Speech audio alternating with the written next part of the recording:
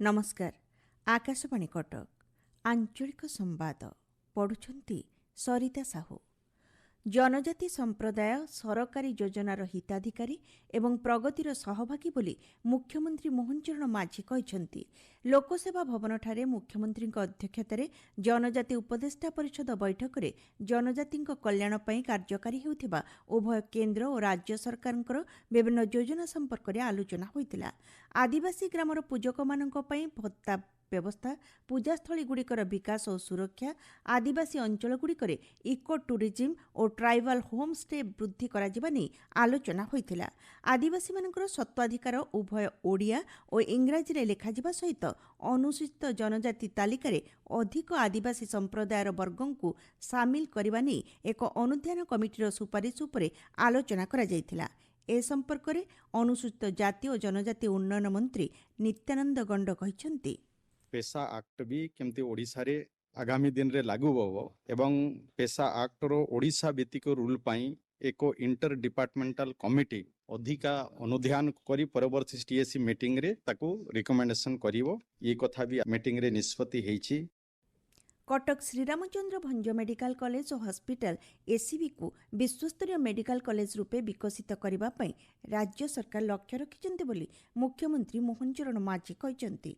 भुवनेश्वर लोकसेवा भवन ठारे स्वास्थ्य विभाग कार्यक्रम गुड़िकर समीक्षा अवसर में एसीबी मेडिकल कॉलेज रे 17 महला विशिष्ट मल्टी लेवल पार्किंग सुविधा, मेडिकल छात्र मानक चापमुक्त रखिबा पई indoor game, swimming pool, medical को आसुथिबा रोगी संपर्कियों पई आवश्यक सुविधा उपलब्ध करबा उपरे गुरुत्वारोप करा जायछि।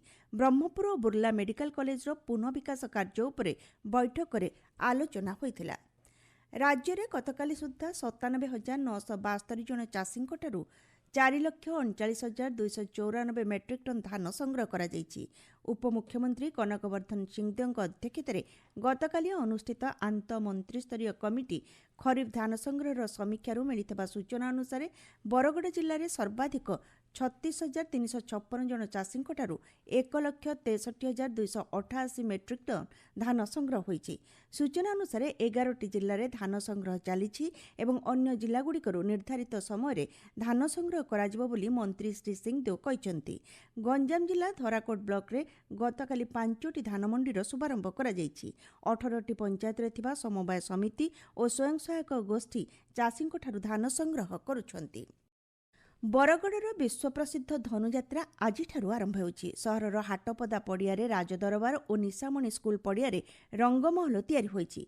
गोपपुर कार्यक्रम लगी अंबापाली ठारे प्रस्तुति शेष पर्यायर पहुंचीथिबा आम संवाददाता जणाइछन्ति। एही अवसर में आज बरगड़ गांधी छकटारू शोभायात्रा बाहरी समलेश्वरी मंदिर को जीव। सेठारे पूजार्चना पर शोभायात्रा हाटपदा राजदरबार रे पहुंचीब। उद्घाटनी उत्सव में सांसद, विधायक, जिलापाल एवं अन्य मान्यगण्य अतिथि उपस्थित रे संध्यारे धनुयात्रार शुभारंभ हेबो। आसंता मास 3 तारिख पर्यंत एही महोत्सव चलिबो। ओडिशा राज्य भारत स्काउट्स और गाइड्स आनुकूल्य रे खोर्धा जिला बरुणेई पहाड़ स्थित राज्य तालीम केन्द्र परिसर में आयोजित 20तम राज्यस्तरीय जाम्बोरेट और स्वतंत्र ट्राइबल जाम्बोरेट गतकाली उद्घाटित हो जाइछि। विभिन्न जिल्लारू 2500 अधिक स्काउट्स गाइड जोग दैछन्ति। छात्र छात्री मानक मध्यरे समन्वय रक्षा करी स्नेह और बंधुता स्थापन करबा दिगरे एही कार्यक्रम प्रेरणादायक हेबो बोली गतकाली उद्घाटनी उत्सव में जोग देई मुख्य अतिथि लेफ्टिनेंट कर्नेल जस्मिन मिश्र कहिसंती।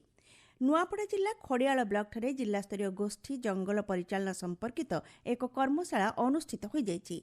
गाँ गुड़ी को दिया जाउथवा गोष्ठी संबल अधिकार सुपरिचालना पई गठित कमिटीर कार्य खसड़ा एवं अनुमोदन संपर्क में आलोचना होइथिला।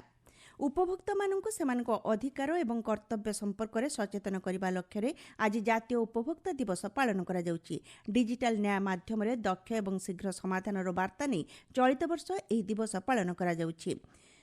एही दिवस पालन अवसर में राज्यर विभिन्न स्थान में सचेतनतामूलक कार्यक्रम आयोजन करा जाउछि। पाणीपाग राज्य में शीतर लहरी जारी रही। भुवनेश्वर आंचलिक पाणीपाग विज्ञान केन्द्र सूचना अनुसार आसंता कालीठारू थंडार प्रभाव वृद्धि पाइबा सहित केतेक स्थान में घन कुहुड़ी देखाहेब। कोरापुट ठारे गतकाली सर्वनिम्न तापमात्रा 6.3 डिग्री सेल्सियस रेकर्ड करा जायतिला। आंचलिक संवाद वर्तमान पई एतिकी। परवर्ती संवाद सुनिपारिबे अपराह्न 2टा 32 मिनिट रे।